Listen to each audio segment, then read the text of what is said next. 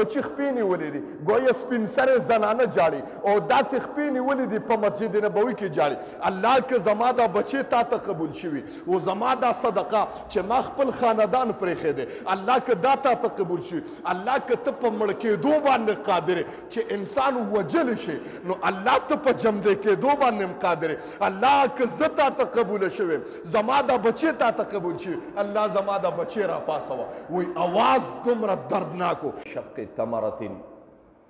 نبی علیہ السلام مبارک فرمائی چې د اور نه ویریږه ولو بشق تمرتن اگر د کجورې یو نیمه ټوټه ولیدي. مقصد یې صدقه ده. لکه څنګه چې موږ وینو په دې روزهدارۍ کې او په دې افطارۍ کې چې روژه ماتیږي نو دا مسلمانان یو بل کره دا کاسې ګرځوي که ستاسو خیالي جی دا پلانکي کرے اوسه دا پلانکي کرے اوسه دې دپاره چې زما دا ترکاري دې وخوري او روجه پې ماته کی او په دې باندې روجه ماته کړه یو روجهدار او یوه نوړه م ترې واغسته نو چې ده څومره روجه نیولې ده او ثواب یې شوی دی ستا پکې دومره ثواب وشه د ما محترم. دا خو ګوره ما اکثر خبره کوم چې روجه د خیرخواهۍ نوم دی. دې د وجې نه نبي علیه السلام مبارک فرمایي چې خیرخواهي خوره کوي. او دویم یو انسان دی دا وسیم نه کېږي چې د کجورې یوه ټوټه م نشي ورکولی. نو نبی علیه السلام مبارک وفرمیل چې فبکلمت طیبت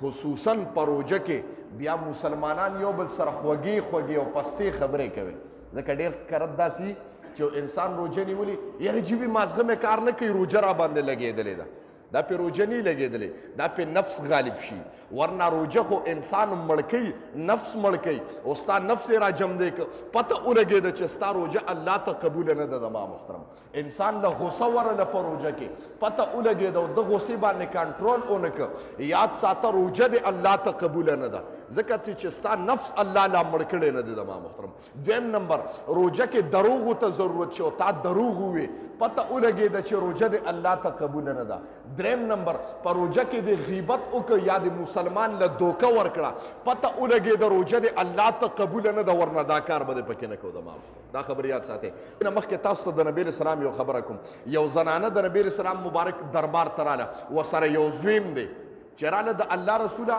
ما جی خپل خاندان پرېښوده اوس صدقې ته ګوره مونږ کجوره نشو ورکولی اوس دې صدقې ته ګوره د الله رسوله خاندان مې پرېښوده خاون مې کافر و خاون مې پرېښوده د الله رسوله مال و را سره د دنیا مال مې پرېښوده د الله رسوله سکون او راحت والا کور مې و کور مې ستا د رضا دپاره او د خدای د رضا دپاره پرېښوده فقط زه راغلم او دا بچې مې راوستی دی د الله رسوله دا بچې به ستا په دربار کې خدمت کوي او زه به د فاطمة الزهرا په دربار کې خدمت کوم د الله رسوله مام قبوله کو زما دا بچې په صدقه کې قبول کړه. خبرې ته توجه کوي. اوس الله انعام څونه ورکوي جي دې خبرې ته توجه کوي. نبی علیہ السلام مبارک دا داسې چل کړی دی خاون دې پرېښی دی د الله رسوله ته د خاون غم کې ما ټول خاندان پرېښی دی ته د خاون خبره وړې او دا زوی مې مرستی دې دپاره چې ستا دربار کې دا قبول شي.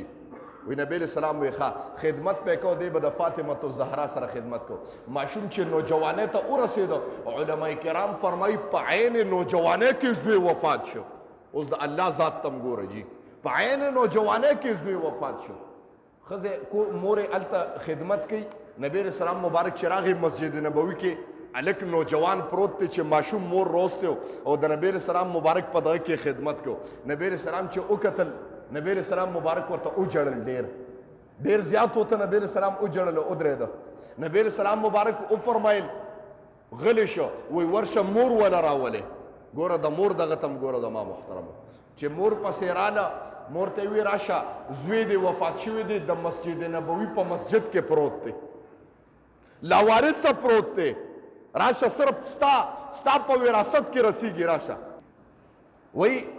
مورې چې راله چې څنګه د مسجد نبوي دروازې ته راننوته بچې ولیده بې اختیاره د مسجد نبوي په دروازه کې را پرېوته. د بچي درد ته ګوره جي نن که ستا بچي خوږ شه د مور نه تپوس وکړه یو بچی د مور مخکې وی وکړي زه وایم دا بچی وی وکړي او د مور په زړه باندې درد شي. ګورئ دا خبره یاد ساته تاسو ته خبره کومه. وی مورې د مسجد نبوي په دروازه کې را پرېوته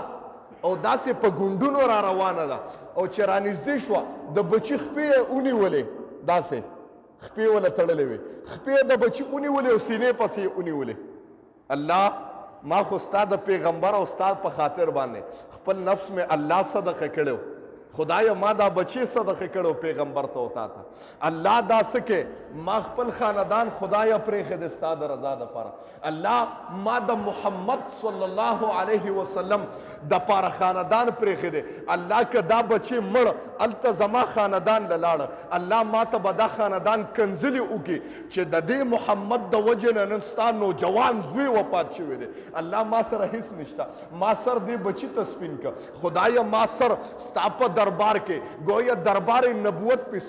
سپین کا د بچی دغه نیولې دي د بچی خپې نیولې دي گویا سپین سره زنانه جاړي او داسې خپې نیولې دي په مسجد نبوي کې جاړي الله که زما دا بچی تا ته قبول شوي او زما دا صدقه چې ما خپل خاندان پرېښی دی الله که دا تا ته قبول شي الله که ته په مړ کېدو باندې قادر چې انسان وجل شي نو الله ته په جمدې کېدو باندې هم قادر الله که زه تا ته قبوله شوی زما دا بچی تا ته قبول شي الله زما دا بچی را پاسوه وی اواز دومره دردناکو ډایرک زما رب له په عرش باندې ورسېده نوجوان یا وفات شوی دی یا نوجوان کېناسته گویا نوجوان د مسجد نبوي په مسجد کې کېناسته او مور ته आवाज وکړه چغې واله مورې زما ربم حق او سچ دی او دا پیغمبرم حق او سچ دی د ما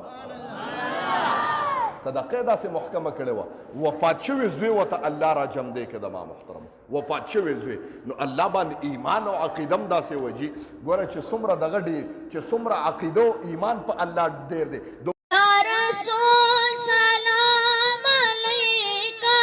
یا حبیب سلام علیکہ سلام